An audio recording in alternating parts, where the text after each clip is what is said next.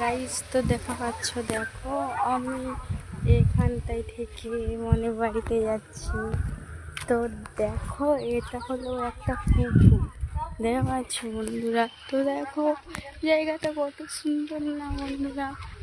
দেখো ঢালাই রাস্তা আছে, ঢালাই রাস্তা দিকে যাচ্ছি। তো দেখা পাচ্ছ কত লোক যাচ্ছে।